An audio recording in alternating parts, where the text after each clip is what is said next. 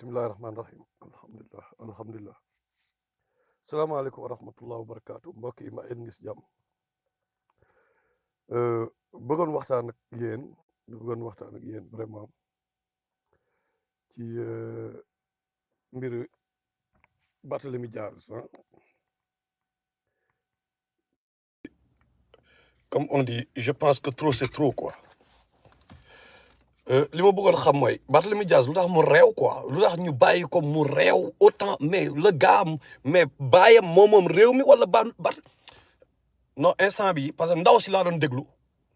ndaw si ñu attaqué tey moom li mu kii noonu mu attaqué ndaw si mu yónni ay ses biir la attaqué ko gaañ frère am et tout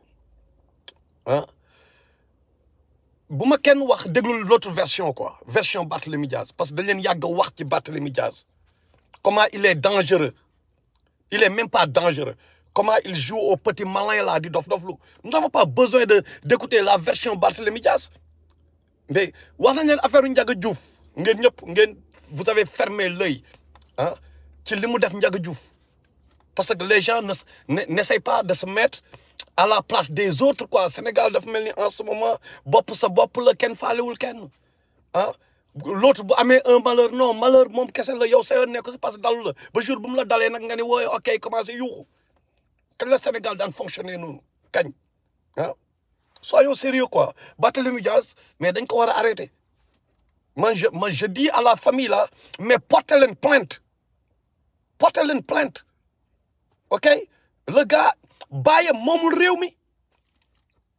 gis nga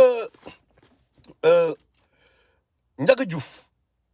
ñëpp a xam le concept affaire u nervi Khalifa Sall ñun bi ñuy nekk élève lycée Blaise Diagne ko daan yónnee ay nervi mais c'est des Khalifa Sall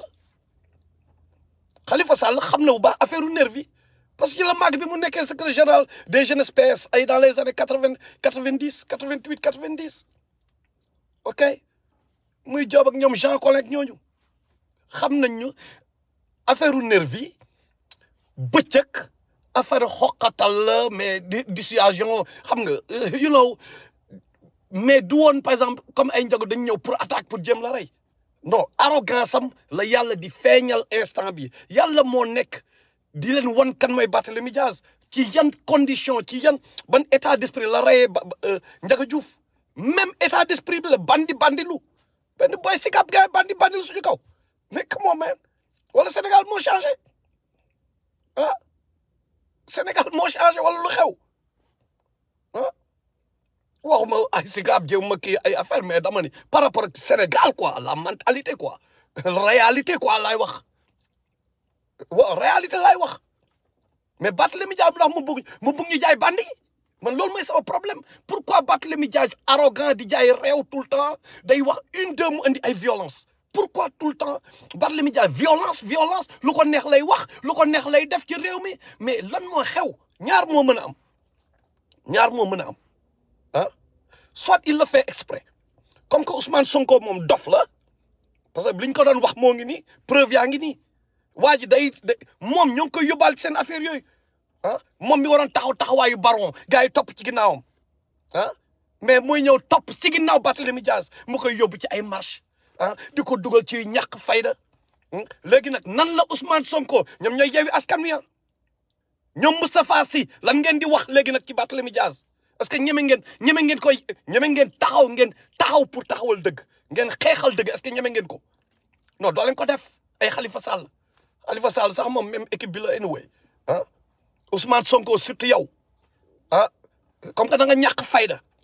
fayda lii lañ lay wax depuis le début bu ñu wax nga naan non kii dafa bañ Sonko nangam ñun dañoo xeexal Sonko bi ngeen ko xamulee ñun ñoo doon ñafe pour ngeen xam Sonko depuis le début avant ngeen koy xam ngeen Sénégalais yi ñu dem gis li ñu gis chaque jour yàlla di wone léegi nag ñii la collaborer tey jii ci ginnaaw Barthélemy Dias mii tey la Ousmane Sonko topp ñu créé seen Yewwi Askan bu ñàkk wallahi ku fi votel Macky Sall man je suis pas avec Macky Sall xam ngeen ne depuis le début depuis 2012 bi ngeen di votel Macky Sall j'étais avec Ibrahima Fall ok laa ne yéen a ngi def erreur ok je suis pas avec Macky Sall donc dafay leer quoi mais Macky Sall daal la moo gën ñii quoi dañ ko waxte dee dallu Macky Sall moo gën ñii peut-être ci benn kii lay kii mooy par rapport ak collaboration ak l'impérialisme français côté boobu peut-être c'est beneen domaine la mais par rapport ak ñii seen jikko ni ñu mel mais dallu Macky Sall moo leen gën boo leen voté ah boo leen mënul votal ay ñoom Thierno Alassane Sall whatever ah ak ñeneen ñi quoi gars yi mais Yewwi Askan Wi képp ku ko fi votel dam leen di wax wallahi di nga may Barthélemy Dias doole di ngeen may Khalifa Sall doole di ngeen may le mal doole te loolu di ngeen ci répondre devant Allah wallahi di ngeen ci répondre parce que vous serez complice yéen kon yéen a jël le mal ngeen may ko doole biir Sénégal ku fi tax ba Barthélemy Dias am fi benn ndombol tànk ak fit da yi ñu andi léegi déjà léegi leer na quoi leer na donc xam ngeen ni léegi ñoom depuis le début li ñu doon wax non waa APR ah ay Macky Sall dañoo violent ah ñoo ñuy koj di ñu kii léegi leer na ñoo xam dañu dem di attaquer jigéen ngay attaquer jàpp ko di ko dóor quoi yónni ay nervi pour ñu escanter benn jigéen ah ay boy quoi parce que dañ la wax ànd ñoo ak yow nga bëgg a andi mais léegi c'est clair que ñoom ñoo am violence seen biir maay waxuma ñeneen ñi amuñu whatever dugguma sax foofu mais dama bëgg wax ñoom li ñu wone gars yi génne na pistolet tiré Ndiaga Diouf ñu bàyyi mu jàll tey jii gis ngeen li am ah tout le temps vocabulaire am réewoon de kese Barthélemy Dias lu tax mu réew man loolu mooy sama problème léegi nag ay ñu mel ni ay Ousmane Sonko ak yéen ñi nga xam ne buñ di sonal nit yi ak Yewwi Askan yéen waa Pastef yi laa yéen waa da ngeen a ñàkk fayda yéen ñu topp gars yi nii ñu ñàkk fayda ngeen amu leen benn xaw ma lan mooy seen problème yéen Pastef xool déjà yéen dama leen di wax benn affaire yéen waa Pastef laa wax seen logo kañ ngeen gëj a dégg ñuy wax seen logo yéen gis ngeen ni logo Yewwi Askan Wi ni mu tegoo seen kaw logo ah mais est-ce que Yewwi Askan Wi c'est Pastef gis ngeen Yewwi Askan Wi bi mu amee ba léegi seetlu ngeen seen logo yéen dafa seey ah logo Yewwi Askan Wi muur na seen logo yéen ci conséquences yi la bokk ah conneries yii nii Barthélemy Dias di def mais am ngeen ci part de responsable Ousmane Sonko am na ci part de responsabilité léegi nag ñu xool moom lan lay wax il va condamner cet acte li Barthélemy def wala dafay noppi du da ngeen di askan wi ngeen di xeexal ñii ñu attaqué du Macky Sall de ay sénégalais la c'est des sénégalais lambda comme ñëpp comme man yéen ñëpp benn sénégalais la ay sénégalais la ñu attaqué ñoom du ñu nguur gi defuñu kenn dara am nañu droit à un point de vue am nañu droit wax lu leen neex. bu tànk ñoo koy parce que ay sénégalais lañu comme que ñoom politique yi ñoo ñeme taxaw mais di fen nit ñi boobu ba léegi waxuma la benn sénégalais ne Barthélemy Dias an li nga wax nii mais tu n'as rien à nous prouver comme li ndaw si wax parce que li ndaw si wax laay gëm parce que Barthélemy ñoom c'est des menteurs quoi depuis le début ils sont là à mentir ay fenkat lañu du ma leen déglu du ma déglu Barthélemy Dias ñooñu du ma leen déglu parce que ñaata yoon lañ fi fen ah donc li ndaw si wax laay dégg ok. Ils m'ont déjà prouvé que ñoom ay manipulateurs ay menteurs lañu léegi nag ku mel ni ñoom Sonko ak ñeneen ñi nekk Yewwi Askan ak yéen ñi nga xam ni da ngeen a bëgg a nekk maire donc faalewu leen Sénégal xam ngeen bu baax ñi may wax mooy tuutaan yooyu yéen mbuucaa mbuuc yooyu bëgg nekk comme que ren moom golo bu jóg ne day nekk maire ah golo bu jóg te man lu may gars yi fit man laa xamul quoi golo bu jóg ne da ngay nekk maire. yéen mbuucaa mbuuc yooyu xam nga bëgg bokk moo tax non parce que yaakaar ngeen Yewwi Askan Wi am na doole ngeen dem langaamu ji parce que amu leen loo leen joxe caution ñu bëri ci yéen ba ngeen nekk maire mais amu leen caution il faut ngeen langaamu fenn ah moo tax ngeen di défendre Yewwi Askan Wi maintenant yéen déglu leen bu baax surtout yéen ñi nga xam ni seen yi da ngeen naan opposition wareef Barthélemy Dias biñ ko jàppee dem leen ngeen laajte ji affaire u Ndiaga Diouf papam Jean-Paul Dias dafa ñëw xëpp saaga ñëpp la saaga ndey ñëpp la déconné ne doomam day génn ah donc amour bi ngeen di wax Ablaye Wade ak Karim Wade chaque jour ngeen di créer Ablaye Wade ci affaire Karim Wade ah mais même chose la Jean-Paul Dias taxawee maintenant Jean-Paul Dias boobu noonu Jean-Paul Dias boobu mais poste bi muy occupé ci Macky Sall tey jii nii moo gën a sax presque kawe poste ministre quoi conseiller spécial la xaw ma envoyé spécial la je sais pas envoyé spécial la ah tey ci biir ci nguuru Macky Sall ngeen taxaw ngeen ni way you know what Barthélemy Dias fait papaam ànd ak Macky Sall après ngeen saaga Macky Sall daf may rek seen contradiction yi ngeen doon def taay ba leen di wax yenn gars yi da ngeen di ñëw comme nu mu tudd encore comme Y'en a marre par exemple wala ma jox benn exemple Y'en a marre jamono yi ñu koy def bon bien que ñoom léegi c'est fini quoi mais jamono yi ñu koy def ma leen doon wax ni mënu leen ñëw ah ngeen di xeex Macky Sall mu nekk marionnette France marionnette occidentaux yi France impérialisme français ba pare mais ñi koy naan dañ leen di xeex diriger xeex bi ñoom dañu collaborer ak marionnettiste bi ñoom dañu jël xaalis ci France dañu jël xaalis ci France di jël xaalis ci Union européenne ba mouvement hip hop Sénégal ñi ko yor instant bi ñoom ñëpp mais ay Union européenne ñoo leen di financer ah dafa mel ni ñoom Awadi par exemple ñëw Awadi dañuy def ay contrat na ay sankariste lañu quoi sankariste lañu ah mais en même temps dañu collaborer ak ambassade de France quoi tey ji bu problème amee Mali ñoom ñooy ñëw dama leen di wax rek seen i contradiction bu problème amee Mali tey wala ñu jàpp Kémi Séba ñooñu ñooy taxaw naan waaye non CEDEAO di sóob mais parce que doo leen xool les contradictions yi gars yi def seen kanam Jean-Paul Dias papaam ñëw nekk fee ànd ak Macky Sall ngeen di saaga Macky Sall mais moom ba pare moom bu ñëwee di leen saale mais parce que gars yi dañ leen di nax te ki si gën a ñàkk fayda ñàkk xam-xam moo ngi tudd Ousmane Sonko déception lii yëpp moo ko indi te gis nga boo deful yàlla moo xam ne Macky Sall dina leen dóor yoo xam ne ci élection yi wallahi laa la wax boo leen deful attention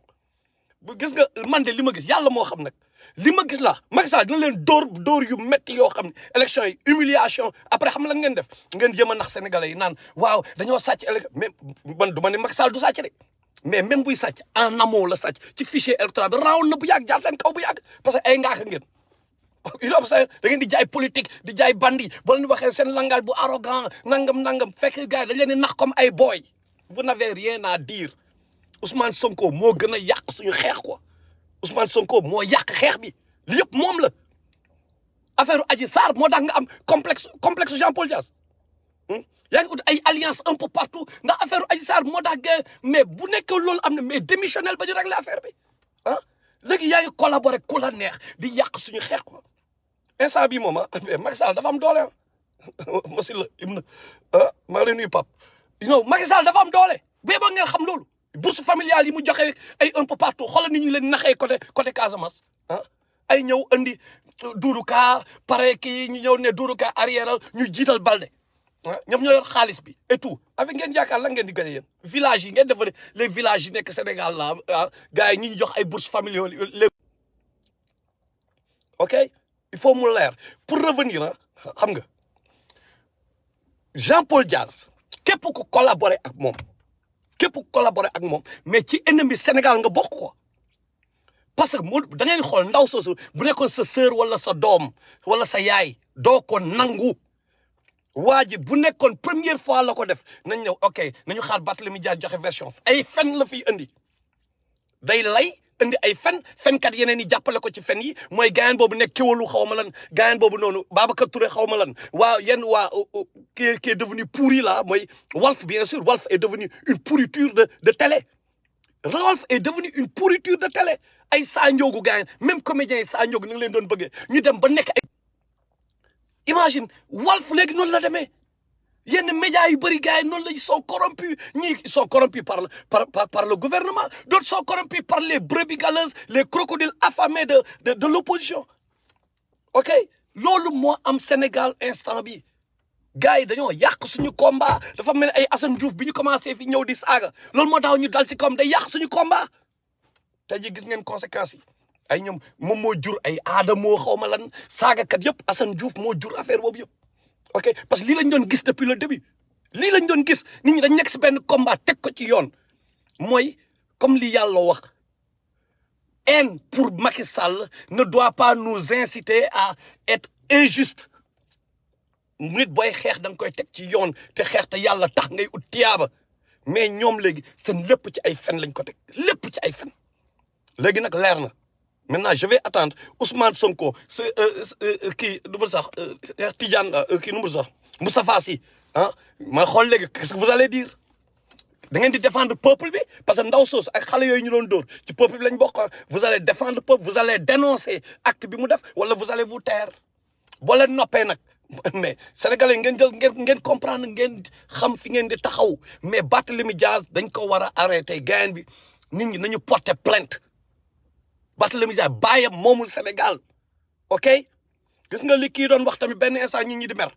Gaston Mbengue mais bi tubaab bi taxawee fii tamit dafa am ñu seen baay maam xeexoon tubaab bi dafa am ñu ci souffrir ok dafa am ñu ci souffrir Gaston li mu wax waxuñu pour diviser Sénégal ñun ñëpp benn la ñu c'est clair mais dafa am foo xam bu fa tolloo tamit ah nit ki boo nekkee nga yem dugg ci rang yi nga noppi nga noppi ok nga jaar ci yoon nga wax li nga war a wax nga yem fi nga war a yem dañ naan ñun ñëpp a bokk Sénégal mais boo ñëwee bëgg nekk suñu papa ah bëgg ñu jaay arrogance bëgg ñu jaay réew dañ lay fàttali sa baaxu maam dañ la koy fàttali ah ok ne la suñu maam bi ñuy dee fii wala waree sa maam nekk fi woon dañ la koy fàttali ok pour nga yem quoi parce que loolu moo am nous sommes ay jullit lañu dañoo gëm ni yàlla moom suuf si quoi adduna bi yëpp moo ko moom ñu loolu lañ gëm xam nga amu fi ay kii lii la kële la mais ku ñëw si nga fekk suñu tamit nga andi lu fa comme li colonisation occidentale bi française bi même chose niñ koy dénoncer mais même chose vision biñ ci am ak yooyu ay étrangers yu jóge fa la ñëw bëgg ñu envahir mais bët boobu la ñuy commencer am ci yow quoi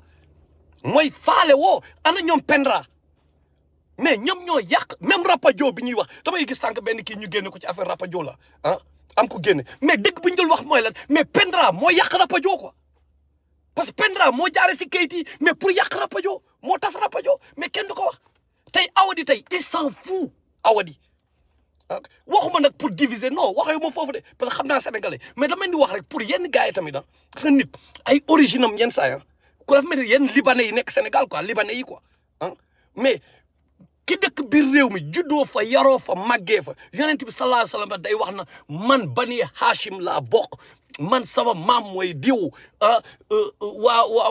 waa bani Fehr xam nga ñoom day amin day naan Quraysh laa bokk parce que loolu la yàlla décidé loolu dafa am solo ci nit ok mais dama remarqué ñu bëri ñu fi nekk tey ji faale wuñ Sénégal di jéem a jaxas Sénégal di encaisser xaalis di dem seen yoon bu coolee ñu dellu seen pays d'origine donc loolu la ñuy def bu coolee ñu dem seen pays d'origine mais nag bu comme que arrangé na ñoo ngi lekk biir Sénégal mais faale wuñu avenir du Sénégal quoi man loolu laa remarqué ay Pendra ay Awadi ah ay ñoom Barthélemy Dias ñoo mais ay libanais yi mais faale wuñu Sénégal ñi yàq suñu réew mi ci lañ bokk parce que ñi yàq suñu jeunesse yi ci lañ bokk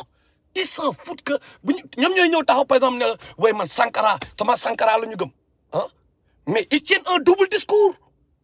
mais yéen loolu yéen a ko bëggul seetlu quoi waxuñu nag xam naa leen bu ñu waxee ngeen ni non diviser fii nangam xam leen bu baax li leen wax ku fi waxee kii bu li ma wax dafa leer nañ ñi fi juddoo yaroo fi seen maam kii fi ñoo gën a patriote ñoo gën a ñi si sax ñi si patriote sax parce que ay analphabète lañu wala xamuñu lan mooy seen rôle face aux institutions face ak société bi ñu nekk ak yooyu xamuñu ko quoi ay ignorant lañu mais ñi nga xam ni mais pour la plupart mais il faut ñu yem quoi ñoom ñu dugg dans les rangs sénégalais ngeen bàyyi affaire saytaane yi yenn saa yi affaire saytaane bi mooy lan bu ñu waxee nga naan waaw Sénégal moom kii day wax pour diviser réew mi non bu ñu yemoon ñun duñu wax lii quoi mais dañoo ëppal am na ñeneen ñu baax ñu fi nekk am na ay ñeneen ay étrangers ñoo xam ne ils sont d'origine guinéenne ils sont d'origine kii mais ñun benn lañu quoi benn lañu ay maliens benn lañu parce que dañoo ñëw ñuy xeexal dëgg ñu taxaw ci rang yi ñu nekk ci rang yi jéemuñu manipuler nit ñi jéemuñu yàq Sénégal jéemuñu ñëw di kii pour seen intérêt personnel kese ñu bokk combat bokk lépp ñun ñoo màggandoo ñoo yarandoo ñoo doxandoo ñoo defandoo lépp mais ñii dañoo ñëw ñoom juste ay Barthélemy Dias yi mais Gaston dafa wax ngeen di mer mais dëgg la leen wax le gars il est arrogant le gars day jël personne di rey ñoom njaga ju benn jullit quoi mais man jullit la jullit du tooñ et tout mais sama téere dafa ni waa ji bu la xottee fii benn xotti bay fayu na nga fayu lu tolloo xotteeku boobu ok mais pas ma ñëw sama benn mbokk jullit innamal mu'minina ixwaan loolu la yàlla ma ñëw nga rey ko injustement man ma toog di seetaan loolu du ma ko nangu képp ku ko nangu mais naa fekk nga par rapport ak li la yàlla wax ku mu neex na nga indi version yu la neex mais man bu sama mbokk bu tooñee dañ ko war a punir parce que moo tooñ mais pas mu ñëw mu xosi la gars nga jënd pistolet nga rey ko ba pare ma ni non parce que nervi la woon soyons sérieux quand même soyons sérieux sénégalais na fekk nifaaq bi mooy suñu problème ñun affaire yaam tubaab sax bu ñëwee tubaab day ñëw si benn koñ sax tubaab bu ñëwee gars yi waaye ba am naa ngeew de gars xam nga happy ci tubaab bi quoi di complexer devant les blancs di complexer devant les étrangers yàgg nañ ko gis ñun surtout waa banlieue da ngay ñëw benn instant parce que gars bi ay town la dëkk gis ngeen gis mentalité bi benn gars bu jógee town ñëw ay caa wala kii mais koñ bi ñëpp koy kii quoi ñëpp a koy topp mais loolu day taw ba léegi gars yi ñëw làq leen ay ngeew et tout waxuma nag pour diviser na leer parce que jullit laa waxuma pour diviser dara mais dama ni na nit ñi yem seen place ok bu ñu ñëw di ñu agressé quoi ku ñu agressé nag ñu wax la say baaxu maam man nag du ma ñëw toog ngay toog di agressé ñoo xam ne maak moom déjà yaa ngi ñëw ñu may la nga diriger ah ba pare nga ñëw di chaque fois di rey ba pare yéen ñi nga xam ne ay nervi ngeen yéen a gën a ñàkk fayda nu ngeen ñàkkee fayda yéen ay traître ngeen quoi nan ngeen di ñëwee ñu ne leen Barthélemy Dias ne leen jóg leen ngeen dem dóori benn jigéen ngeen dem attaquer jigéen mais vous êtes des imbéciles excusez le terme vous êtes des imbéciles boy xaalis moo leen ko jaral parce que weccet bi leen Barthélemy Dias jox moo leen ko jaral mais soyons sérieux quand même ah nekk leen nit yéen tamit ah ñi ñuy wax ay nervi depuis you know what I'm saying pourquoi politiciens yi tout le temps di ñëw jox leen mooni parce que vous êtes affamés et tout ñu jox leen mooni dem leen rek ngeen mel ni ay robot ay dof ah te loolu je vais lancer un appel à mbër yi Sénégal mbër yi surtout yéen mooy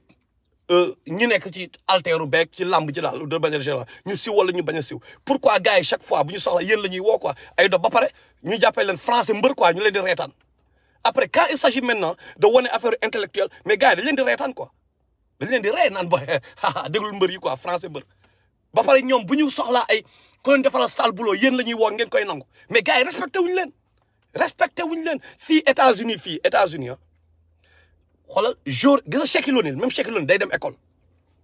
Shaquille O'Neal moo leen ëpp 1 million de fois mais day dem école da ngay gis gars yoo xam ne ay ponkal lañu xam nga mais système bi da leen di imposer ñu dem jàngi def dara seen bopp yi donc yéen boo leen bëggee ñu respecté leen mais dem leen ngeen jàngi quoi dem leen uti xam-xam ngeen bañ gars yi leen utiliser rek tout le temps pour ngeen di dóor seeni frère ñi ngeen di dóor seeni frère lañu seeni raq lañu yéenay naandoo caayan yéen ñoom bu ñu paree ah ñoom dañu ànd seen club bokk ay gel bokk fi ñuy naanee seen sàngara bokk dootuñu leen xamati yéen ok mais pourquoi ngeen nag ñu leen di utiliser pour ngeen di dóor seen mbokk ay Barthélemy Dias ak politiciens di leen utiliser yéen a ko war a njëkk a bañ soyons sérieux yéen tamit bàyyi leen li ngeen di def parce que da ngeen a am doole moo tax mais amu leen mind use leen seen bopp yu ngand yooyu use leen ko ok parce que au moins ngeen wane ni bopp bi am na doole mais am na xam-xam quoi ñu gën leen a respecté yéen war ngeen a am pour nekk ay dirigeant ci réew mi pas ñu leen di utiliser pour ngeen dóor mais war ngeen am pour nekk ci ñi diriger réew mi war ngeen am pour boole amee xam-xam ngeen bokk ci député yi parce que imam sax bu ñu koy taal dañ ci bëgg koo xam ne dafa njool comme taalut boo leen xoolee suratul Baqara ok yéen yàlla may leen doole ba pare mais boole leen ci xam-xam ngeen bokk ñii di boo leen taxawee fenn ngeen wax au moins yàlla may na leen jëm bi donc yéen vous serez mieux placé pour calmer wu parce que da ngeen xam ne am ngeen doole kii mën naa ko escanter mais dama koy baal xam nga parce que doo leen faible quoi mais xam-xam moo leen mën a may loolu dem leen ngeen dem jàngi yéen nervi yi laay wax yéen tamit de manière générale ok tey jii nag pour revenir ci Barthélemy Dias xam nga li mu doon reproché tey Ndiaga Diouf tey moom loolu la def tey li mu doon reproché Ndiaga Diouf yéen ñëpp teg ngeen ci bët ok tey loolu la def donc léegi leer na ni Ndiaga Diouf n'était pas coupable quoi il était coupable de ñëw foofu xam nga pour dissuader gars yi mais liñ koy wax ni woy fi ngeen yóbbu affaire bi eggul foofu quoi Barthélemy Dias dañ ko war a porter plainte dañ ko war a tëj et je lance un appel à Macky Sall instant bi comme que imposé nga cette dictature ba nga am doole Macky Sall ah Barthélemy Dias boo ko tëjul ma xam ne papam yow ak papam da ngeen combino lii nag laay terminer pour Ousmane Sonko nekkal nit quoi nekkal nit ok gars yi ñoo ngi lay manipuler comme xale li ñu la waxoon depuis le début parce que ñun loolu moo tax ñu rompre ak yow depuis le début mooy lan bi nga commencé dugg ci Atepa ah chronique d'une spoliation foncière waree fa sa livre boobu noonu ah waxoon nañ ko page 138 yow yaa ni Atepa moo fi dugal Franck Timis bi tax ngeen di saaga tey Aliou Sall ok mu ne comme un bélier xaw ma lan je sais même plus comme nu mu ko formulé te yow yaa ko wax yow Moussa Mbodj nuyu naa la yow yaa ko wax yow Ousmane Sonko nga pare pour affaire xaalis tax nga collaborer ak Atepa yow gis nga fu mu mujjee affaire paradis fiscaux yi dafa doon randal xaalis di dawale xaalis ah yu doom seen loolu la mujjee na kalaate tur yi ñuy cité moom turam ci la bokk yow nga ne lu set ngay dawal léegi xam nga feeñ temps yi aussi ñoo ngi koy keppaat yeneen affaire yu mu def ñu pare boobu Moussa Diop yaa ñëw léegi dafa jël bisu kii xaw ma lan bisu kii bi mu jël ay élection mu jël ay bisu APR xaw ma lan waree la pendre yëpp amul nga traité ko moom Barthélemy Dias sax laay wax Barthélemy Dias toog traité waa ji de tous les noms d'oiseaux indi ay documents am toog après yéen ngeen collaborer quoi yéen ngeen ànd quoi sans gêne mais peuple bi ngeen yàpp ñu pare boobu Khalifa Sall Ousmane Sonko nga ni yow Khalifa Sall yow dëgg ay kii chaque jour nga saaga Macky Sall mais gayen yow Khalifa Sall moom ba tey weddiwul ne dafa sàcc xaalis quoi xam la la ci def li may excusez moi fii laa ko fekk comme li gars yi doon wax fii lañ ko fekk fii lañ koy bàyyi loolu la défendre jéem a défendre boppam en tout cas c'est une pratique boo xam ni fii lañ ko fekk say ma topp ci mais waxul ba tey sàccul xaalis quoi Khalifa Sall boobu ok léegi nag conséquences yi mooy ñoo ngi lay manipuler comme xale instant bi xoolal sa bopp quoi nga xool Ousmane Sonko il y a 2 ans wala 3 ans ak Ousmane Sonko léegi ñaata nit ñoo la bàyyi tonneau vide yi rek ñoo fi nekk di wax ak yow mooy temps soppi yéen a ngi fàttaliku mooy loolu dafa yàgg am jeunesse moom noonu lay fonctionner mais ñu bëri ñi nga xam ni dañoo jóg voté ji et tout mais gars yi bàyyi nañ la quoi loolu dafa leer gars yi bëri bàyyi nañ la ok loolu ñu bëri bruit bi rek moo fi nekk te loolu yaa ko job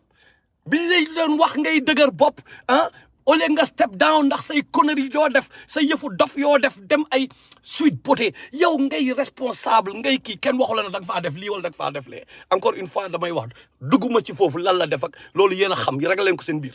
ok mais li may wax mooy pouvoir dafa ànd ak responsabilité mais boo amee pouvoir mais am na yoo xam ne bala ngay dem da nga naan mais gars bu ma fi lii dalee nag nan lay demee parce que loolu moo tax yow nga nekk star loolu moo tax nga nekk leader mooy capacité bi nga am yow sa moyen nit ñi bu ñu xalaatu ngay anticiper ci xalaat bi ngay anticiper quoi comprendre ngay anticiper ci événement yi nga nekk leader parce que leader tamit il faut nga rawee nit ñi dara mais yow ngay daanu foo xam ne booy xoolal ngaaka koñ bi temps club gayan bi gën a nekk ngaaka mënul am gel si koñ bi gayan boobu sax xool du daanu ci piège yooyu dina am say nañu waxante dëgg loolu mooy say erreur yoo xam ni mais pour ñu baal la ko tamit day metti parce que yow ci yow la gën a metti xoolal gars yi di jël sa photo deuxième jabar ay da nga daan ñëw présenter sa jabar quoi mu muuru quoi ñëpp respecté léegi da ngay ñëw sa jabar ñu wane ko muy battre c'est parce que abandonné na la quoi gars yi di la foowee comme xale keroog ñoo ngi wane ay image nga taxaw yëmbal di saagante quoi ak ay xale quoi taxaw di xuloog ay xale quoi loolu ko yóbbee lépp bi nga bàyyee sa yoon topp yoonu politique ngay léegi nag politicien ngay nekk mooy politicien bu ñuy def politique politicienne maanaam politicien bandi yaagal bi nga bàyyee sa yoon topp yoon boobu mais fa nga commencé instant bi yaa ngi souffrir nga wax ko nga bañ ba nga demee saaga Ahmed Khalifa Niass ba doyal humilier ko jéem ko humilier et tout nga delluwaat ci moom mu taxaw xol di jëmp sa kaw bopp nga toog mu toog muy wax lu ko neex naan man sama kër bi xoolal nga ni mig toog naan ko man kay dama la fan woon sax xam nga bokk nangam ci borom xam-xam yi boo mujjee foofu mais war nga xolaat sa bopp quoi parce que foofu nga mujjee quoi gars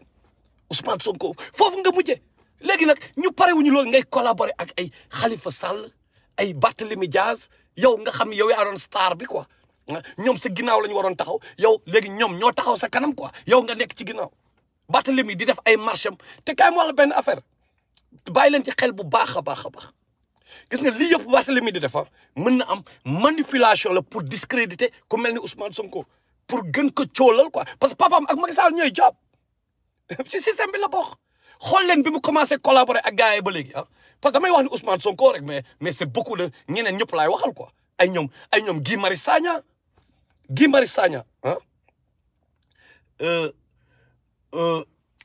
nga ñëw yow nga ni man France dégage quoi France dégage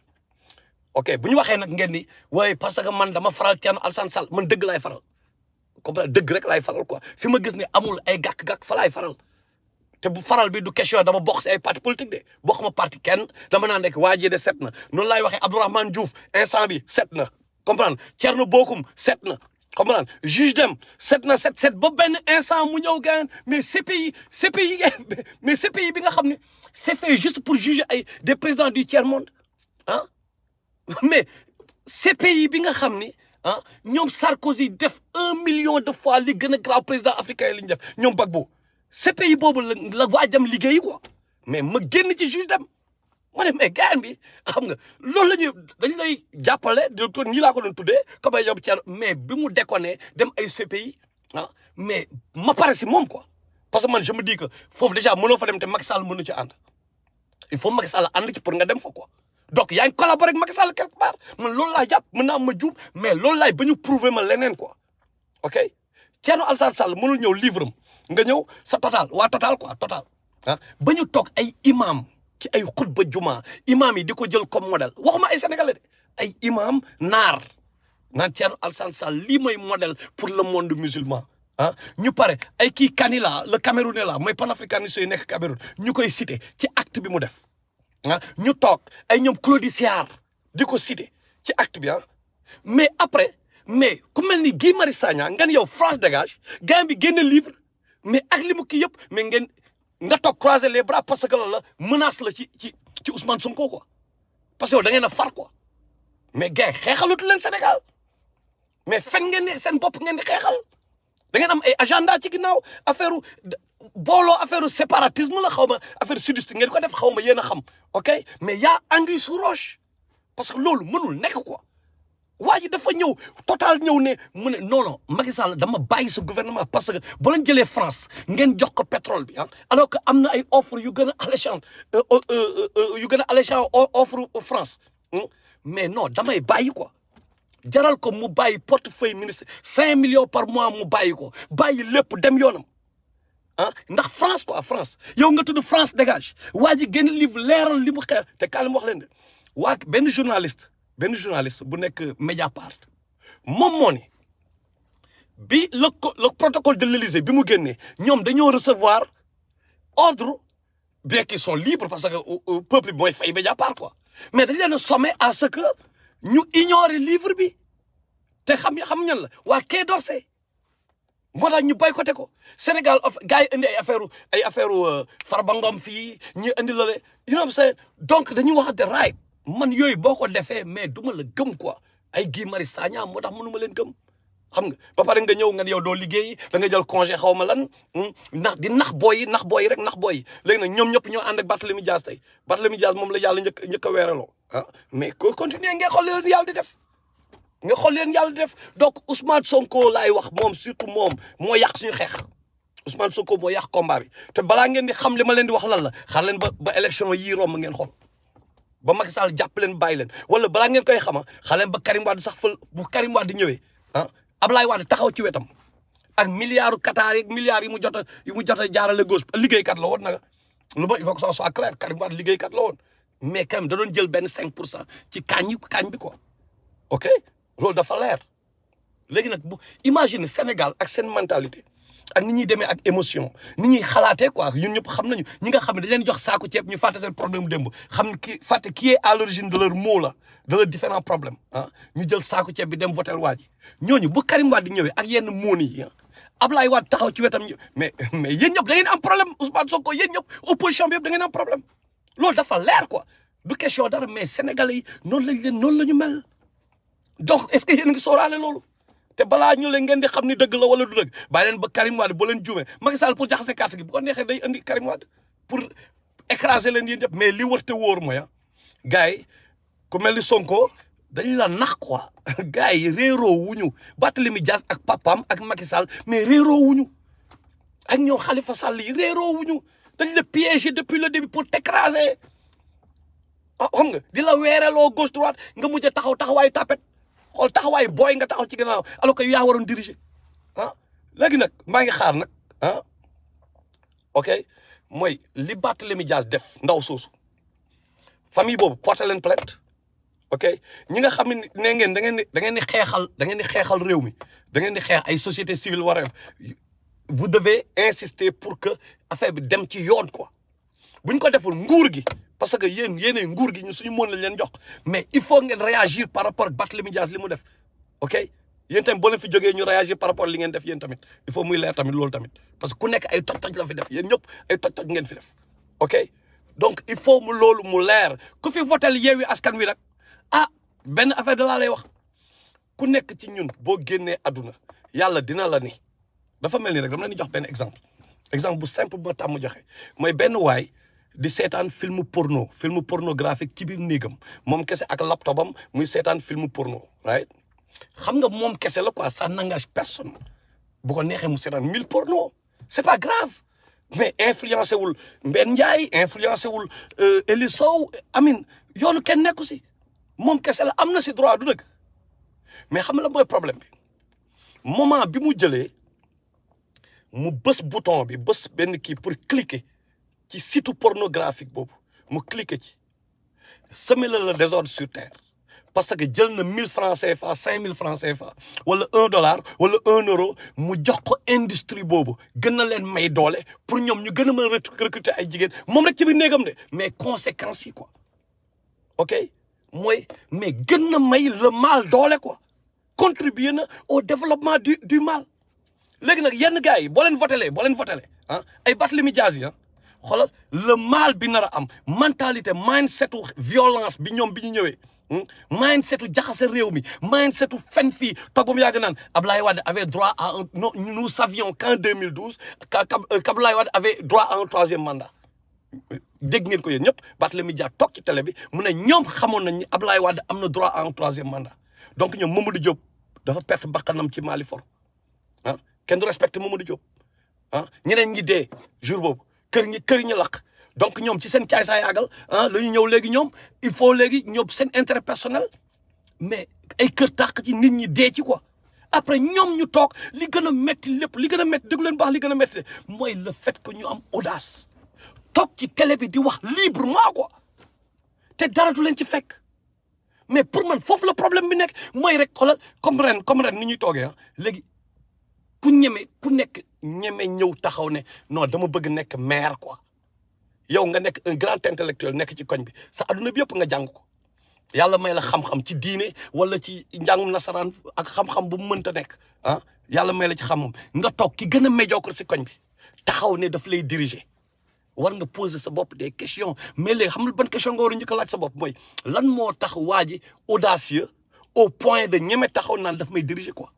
man mi nga xam ne man maay diw ci koñ man jàng naa bay bëgg a dee man je représente quelque chose je représente njub je représente lu bëri jéem naa ci lu ma mën sama àdduna mais waajee jubul mu ñeme taxaw di battre campagne à l'aise quoi di dem ci télé yi di wax muy ñeme dem ci rajo yi di wax ci télé yi mais di affalew ci benn fauteuil mais taxaw di fen quoi mais man loolu mooy sama problème lan moo jox gars yi fit te loolu nous sommes tous responsables par rapport loolu sama bopp laay commencé nous sommes tous responsables golo bu jóg na affaire de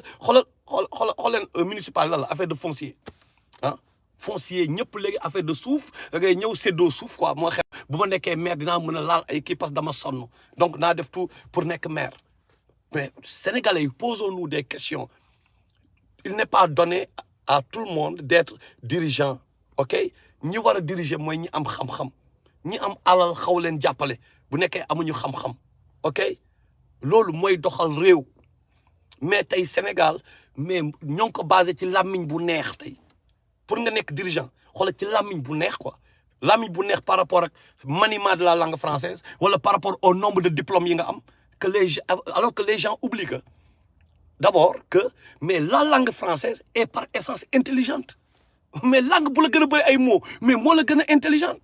allama adama asmaa kullaha yàlla dafa ni malaaka yi mais dans votre prétention que yéen a gën a méritant kaadam mais wax leen ma tur yi quoi ay tur tubaab bi ñooñu ëppale ay tur lu ñu xam nañu ni ñuy waxee par exemple comme ni ma ko yàgg waxee l'Africain vit en symbiose avec la nature damay ubbi beneen tangente l'Africain vit en symbiose avec la nature n'est-ce pas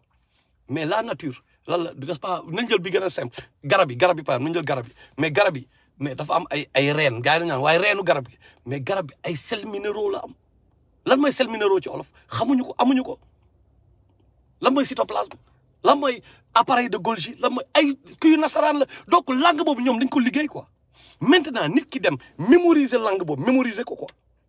bu toogee sa kanam di kii comme man ma ñëw toog di use ay termes xam nga mais j'aurais l'impression que dama intelligent quoi que dama yeewu ah mais est-ce que man mais le fruit de ma personnelle réflexion man ah mooy valeur ajoutée ba man est-ce que jéem naa andi benn valeur ajoutée quoi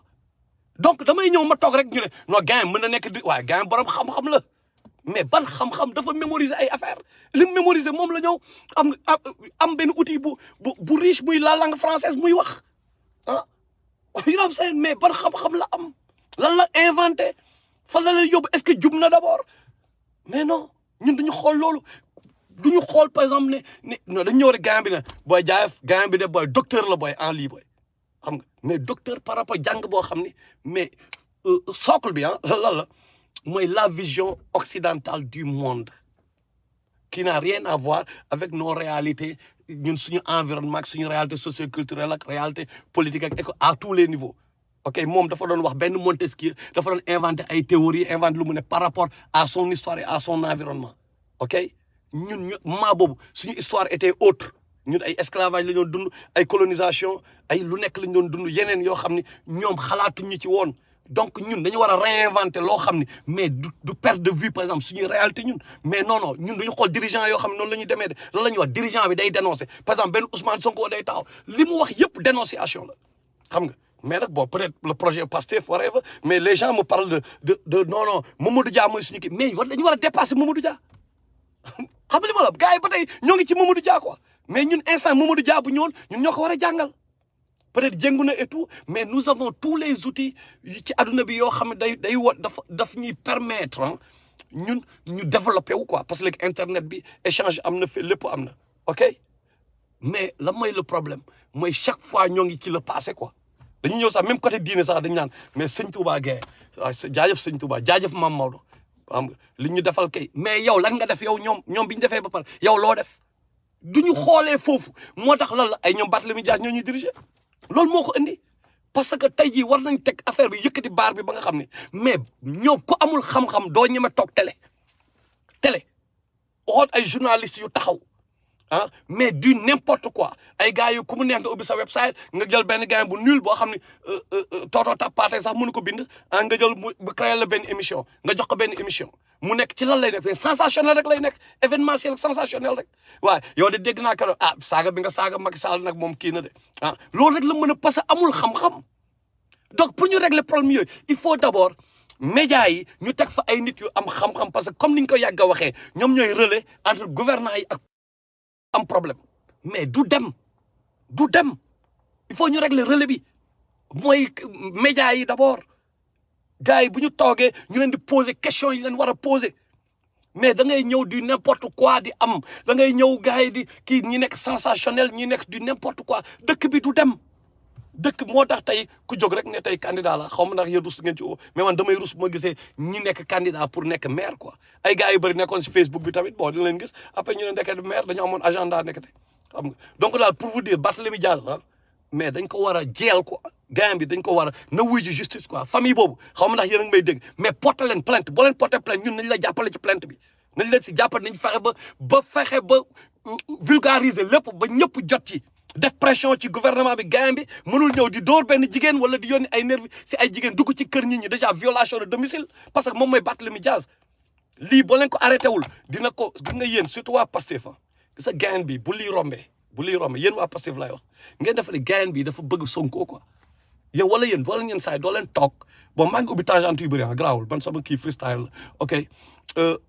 di ngeen toog yenn saa ngay gis mu naan man waxoon naa Sonko gars na bàyyi kii yi quoi na bàyyi dem ci salon de massage loolu xoolal ay dafa am message